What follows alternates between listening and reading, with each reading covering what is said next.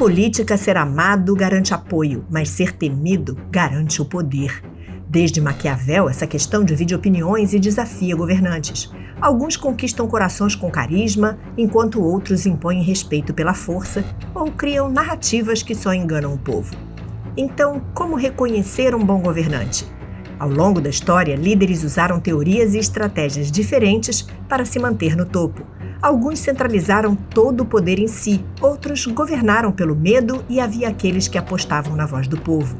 Cada um seguiu um caminho e nem todos conseguiram se manter de pé. E hoje, será que os políticos ainda seguem essas táticas? É possível equilibrar autoridade e popularidade? E como reconhecer os melhores candidatos numa eleição? A resposta pode estar bem diante dos seus olhos. É o que o Pura Teoria te mostra agora.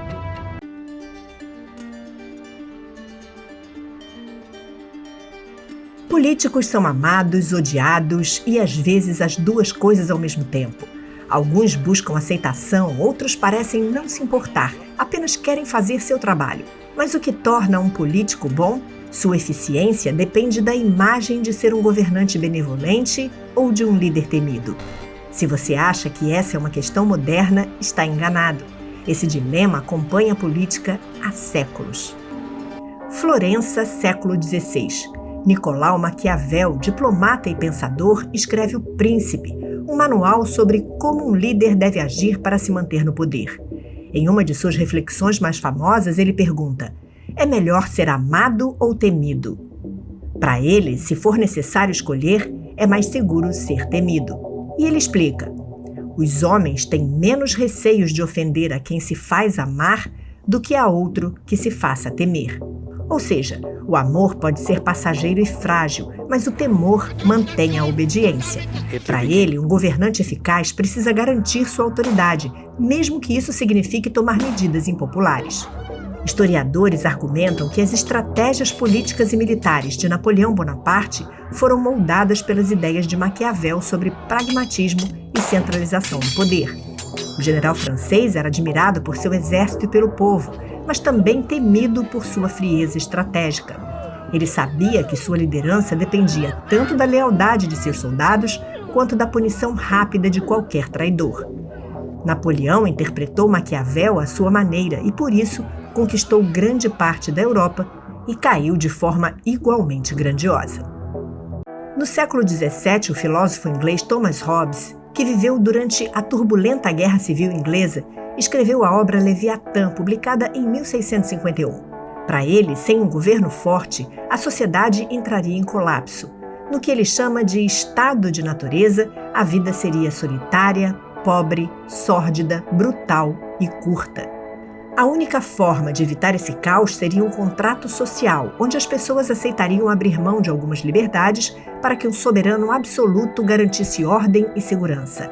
Esse contrato estabeleceria um governo soberano e absoluto, o Leviatã, que teria o poder de tomar decisões e impor a ordem na sociedade. Segundo Hobbes, essa forma de governo é necessária para evitar o caos e proteger os indivíduos de si mesmos. E alguém seguiu essa cartilha? Sim, alguns. Thomas Hobbes descreveria perfeitamente o reinado de Luís XIV, por exemplo, o Rei Sol. Ele governava a França com poder absoluto, concentrando tudo em si. O Estado sou eu, ele dizia. E com isso manteve o país estável e sob controle, mas a custo da liberdade de seus súditos. E se o poder não precisasse ser imposto pelo medo? No século XVIII foi a vez de Jean-Jacques Rousseau, um filósofo suíço, apresentar uma visão bem diferente. Em seu livro O Contrato Social, publicado em 1762, Rousseau argumenta que o homem nasce bom, mas a sociedade o corrompe. Ele acredita que a verdadeira autoridade vem do consentimento dos governados, não do medo. A sociedade deve se autogovernar, formando uma vontade geral que guie as decisões políticas. Embora Rousseau defendesse um modelo de democracia direta e não representativa, algumas ideias dele podem ser vistas em discursos e políticas de Abraham Lincoln, presidente dos Estados Unidos durante a Guerra Civil Americana. Sua famosa frase, "um governo do povo, pelo povo e para o povo", ressoa diretamente com a noção de que a soberania deve pertencer à coletividade. Lincoln também promoveu políticas que visavam garantir a igualdade, como a abolição da escravidão. Esses 3 pensadores nos oferecem visões distintas sobre o poder. Maquiavel ensina que um líder pragmático precisa garantir sua autoridade, mesmo que seja temido. Hobbes alerta que sem um governo forte, a sociedade mergulha no caos. Rousseau sonha com um mundo onde a política nasce do povo e não da força. Ao longo da história, líderes têm navegado por essas ideias, tentando equilibrar amor e temor. Mas e na política contemporânea? Ainda existem líderes que seguem algumas dessas 3 visões? No cenário político atual, muitos líderes enfrentam um desafio constante: conquistar a admiração do povo ou impor respeito pela força. Essa não é uma equação fácil de resolver e cada governante escolhe seu caminho. Mas que tal um teste? Será que você consegue identificar quais políticos da história recente se encaixam nessas 3 formas de governar? Vamos lá. Pense naqueles que constroem uma imagem política impecável, que se vendem como íntegros, justos e comprometidos com o bem-estar da população. Durante as campanhas, são símbolos de empatia e renovação, mas uma vez no poder, tomam decisões impopulares e justificam suas ações como necessárias para o bem maior, que nem sempre chega. A estratégia é clara. Para se manterem no jogo, precisam mais do que discursos cativantes. Precisam garantir que sua autoridade seja respeitada. Se você reconhece algum político assim, saiba que ele está mais alinhado às ideias de Maquiavel. Agora lembre-se dos líderes que justificam medidas duras e autoritárias como um sacrifício necessário para garantir a estabilidade. São aqueles que enxergam a sociedade como algo frágil, à beira do colapso, e acreditam que somente uma liderança forte pode impedir o caos. Diante de crises, ampliam seus poderes, controlam instituições, prendem adversários e criam inimigos externos para justificar seu domínio e até suas medidas autoritárias. O medo se torna uma ferramenta política e a promessa de ordem e segurança um argumento para que a população aceite abrir mão de certas liberdades. Se você reconheceu um governante com essas características, é porque ele está alinhado aos pensamentos de Thomas Hobbes.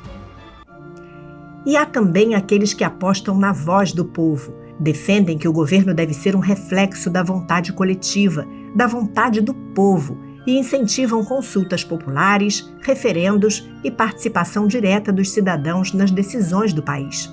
Parecem a resposta ideal para um governo mais democrático e representativo. Com isso, se você conhece algum líder assim, é porque ele está aplicando os princípios de Jean-Jacques Rousseau de que o poder deve emanar do povo e servir ao bem comum. Atualmente, líderes políticos enfrentam o dilema de equilibrar a necessidade de serem amados e temidos, tentando dosar autoridade e carisma. Um líder excessivamente temido pode enfrentar resistência e revoltas, enquanto um líder apenas amado pode ser percebido como fraco e ineficaz. A chave está em encontrar um equilíbrio, adotando uma postura firme quando necessária, mas também demonstrando empatia e compromisso com o bem-estar da população. Mas a falta de neutralidade da mídia a nível mundial torna essa balança ainda mais delicada e difícil de ver claramente, porque ela distorce os fatos e mostra recortes para confundir o cenário. Mas como podemos desviar das barreiras impostas pela mídia e pelas narrativas e reconhecer bons líderes, mesmo que nos digam o contrário? Se a história nos ensina algo, é que não existe um líder perfeito. Todos tentam equilibrar autoridade e carisma, mas poucos realmente conseguem encontrar o ponto ideal. Diante de tantas opções e discursos políticos, como escolher um candidato que realmente pode representar os interesses da sociedade? Agora você já sabe que existem teorias que embasam os discursos e posicionamentos deles. Isso já ajuda bastante. Então, aqui estão alguns pontos essenciais para avaliar qualquer liderança, inclusive os que estão no poder hoje ao redor do mundo. Primeiro, ter um histórico consistente e coerência. Palavras encantam, mas atitudes revelam. Um líder de verdade não é apenas alguém que faz promessas grandiosas, mas sim alguém que tem um passado coerente com seu discurso atual. Mudanças de opinião acontecem, claro, mas se um candidato defendeu uma ideia por anos e de repente abandona para ganhar votos, isso pode ser um sinal de oportunismo. Um discurso claro e frequente. Se um candidato não consegue se expressar de forma objetiva e transparente, como pode conduzir uma nação? Líderes que se comunicam bem transmitem confiança e fazem com que a população entenda suas propostas. Mas atenção, um bom discurso não é sinônimo de boas ações.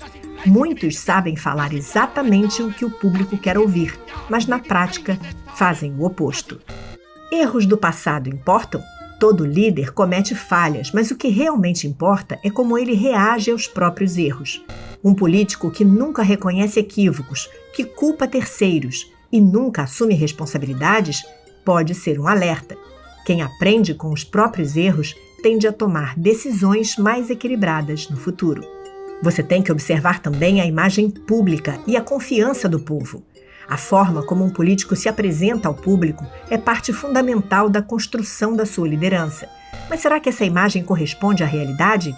Muitas vezes, estratégias de marketing criam figuras carismáticas que não condizem com a essência real do candidato. A chave é olhar além da superfície e analisar ações concretas. A guerra de narrativas e o papel da imprensa. Vivemos uma era de polarização extrema, onde a informação se tornou uma ferramenta de guerra política. Notícias são manipuladas, frases são tiradas de contexto e ataques pessoais substituem o debate de ideias. Isso significa que, mais do que nunca, é fundamental buscar diferentes fontes, questionar versões oficiais e analisar os fatos de forma independente.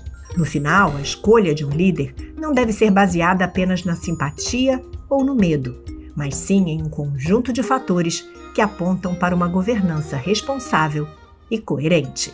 E aí, você consegue aplicar esses critérios nos políticos nas próximas eleições? Conte aqui embaixo nos comentários pra gente. E não se esquece de se inscrever no canal, viu?